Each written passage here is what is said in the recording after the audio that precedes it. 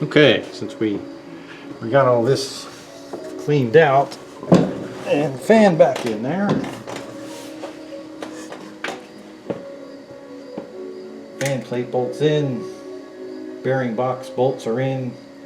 This is adjusted, so this is all rubber mounted, so if you push it in, you should move it about an 1/8 inch before you contact the boiler, and you know it should be more than an 1/8 of an inch pulling back on it before you contact the boiler. So I think we're pretty good there.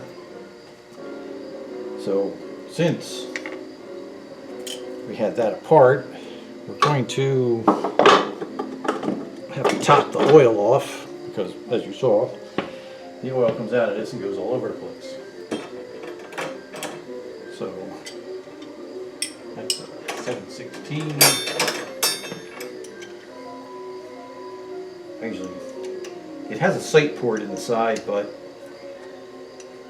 I've never been able to get one clean enough that you can actually see anything. So to me, it's just easier to have a peek in there.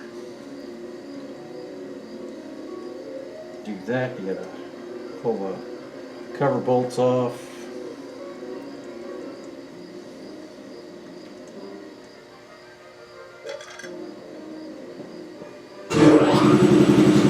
Set that aside there. Okay.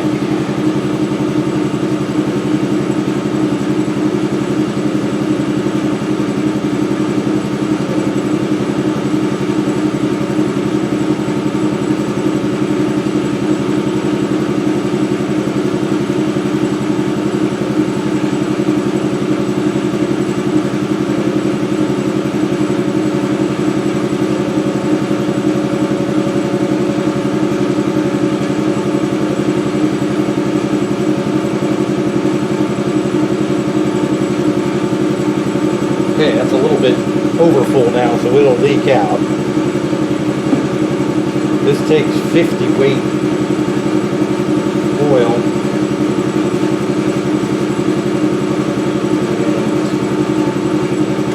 We're going to pull the plugs out of the motor.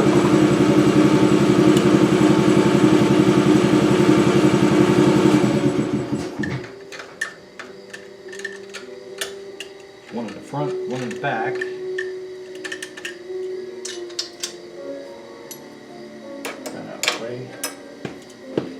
Quick here.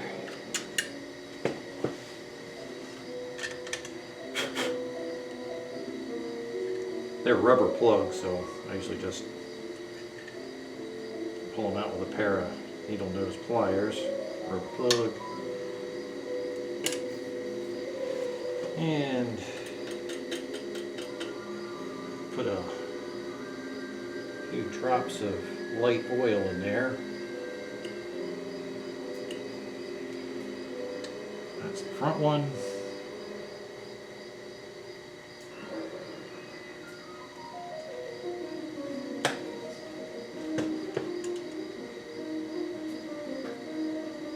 Back one.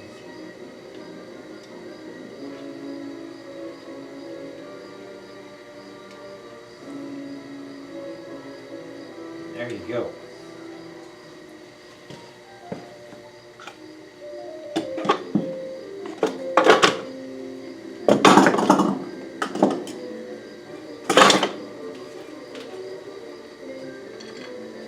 Just cover back on.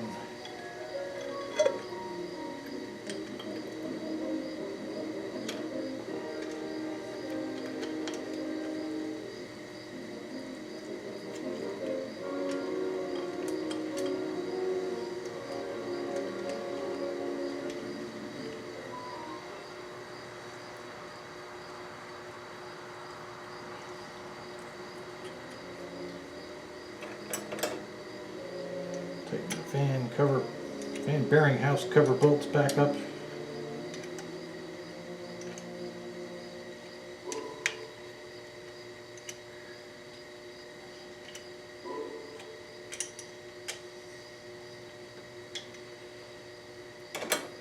Okay, so now this end of it is ready to run. Everything should move nice and smoothly, shouldn't make any noise. So we're done with that. Next thing we got to do is get the stovepipe back on, then we can turn it right back on.